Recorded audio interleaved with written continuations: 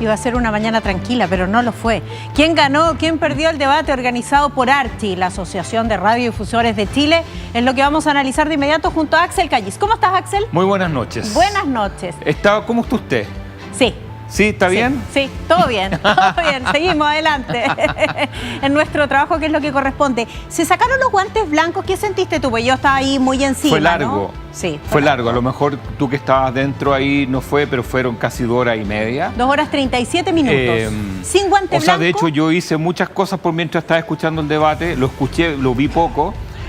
Fue un debate rudo, frontal, un poquito polarizado. Y yo diría que es un debate donde ya se sacaron las máscaras, todos aparecieron con sus estrategias mucho más frontales y de una u otra forma a esta altura el partido ya, la mayoría de la gente que está viendo los debates ya tiene tomada su decisión, entonces empiezan a existir estos bandos, se escuchaba al público. Sí, las barras bravas. Las barras bravas, y eso le daba un toque mucho más de estadio, si se puede decir, pero yo quedé preocupado con el debate porque es un debate donde hay mucho, yo lo comentaba con Ramón en la mañana, hay mucho pensamiento mágico, esta cosa que las cosas van a ocurrir porque se desean que ocurran. Por voluntarismo. Por voluntarismo, usted le llama, yo así los niños ha visto que, no sé si le ha pasado, cuando uno le dice, oye, pero es que a lo mejor esa persona es pobre, ¿y por qué no imprimen más billetes? Es como el pensamiento mágico, que uno desea algo y esas cosas ocurren. Bueno. Vi mucho de eso, mucho, vamos, hay que...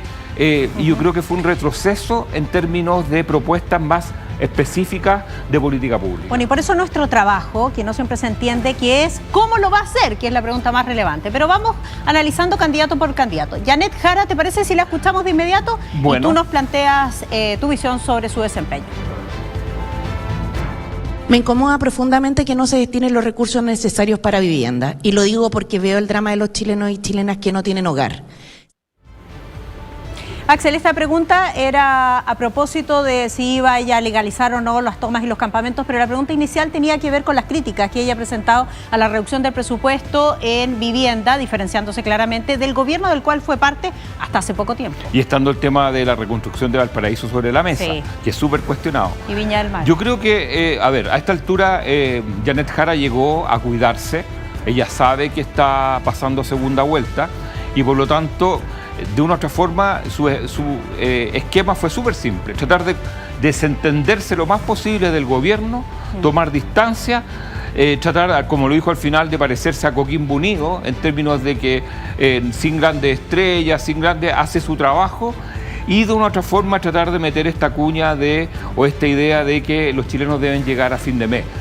Se trató de desentender del resto del debate porque tiene una posición cómoda, igual que José Antonio Kast. Y yo creo que el único intercambio que tuvo fue algo con Kaiser sobre el tema de las mujeres y algunos muy tipos menor. de bonos. Vamos de inmediato con José Antonio Kast. Lo escuchamos primero. Que les quedan 128 días a los inmigrantes irregulares para dejar el país. Tome sus cosas y váyase. Y elija dónde va a partir. Llévese su celular, llévese su computador, si tiene un auto, véndalo, si tiene enseres en su casa, véndalo y tome sus recursos y parta. Ya, está insistiendo sobre lo mismo, que le preguntamos y abrimos la discusión en el debate Canal 3. Yo creo que uno de los temas más importantes del debate fue la migración y las bajadas que cada uno tiene. Yo considero que la mayoría de las visiones que se tienen de la migración son ingenuas. Pensar que los migrantes van a entregarse o los van a ubicar vía WhatsApp, o sea, son personas que cruzaron 3 países y entraron en forma ilegal. Va a costar mucho tomarlo y no creo que tengan mucho miedo de vivir así como que los están persiguiendo. Como han estado viviendo hasta ahora, José Antonio Kast, yo creo que es súper disciplinado en términos de su estrategia, porque él entiende que no se sale nunca, y él entiende que su rival es el gobierno, y cada vez que puede le da al gobierno, un gobierno de fracasado, un gobierno incompetente, es decir, él siempre se plantea como el cambio ante el gobierno, y yo creo que de lejos de los candidatos es el más aplicado en términos de no moverse su estrategia. Plenamente de acuerdo contigo, es como el recambio, pasemos de la izquierda a la derecha entonces. Escuchemos a Evelyn Matei con una pregunta que estaba sentada, era para ella. Mira. Obviamente que hay que buscar. Segundo, es bien raro que estén buscando cuando tienen no sé cuántas cajas de osamentas a las que todavía no le han hecho el test de ADN. El famoso plan de búsqueda. Dijo que era importante, dijo Sí. que apoyaba, Sí. pero se enreda, si ese es el problema. Y después salieron en la tarde unas declaraciones del Instituto, el Servicio Médico Legal, negando esta existencia de osamenta. Ella tuvo un buen momento cuando dijo por qué quería gobernar. Muy bueno. Que fue, yo diría que es cuando apareció Evelyn Matei, que es como que si estuviera atrapada en un personaje y de repente apareció diciendo, mira, yo tengo experiencia, tengo equipo, puedo gobernar. Esa Evelyn Matei es la que debería predominar en general en los debates.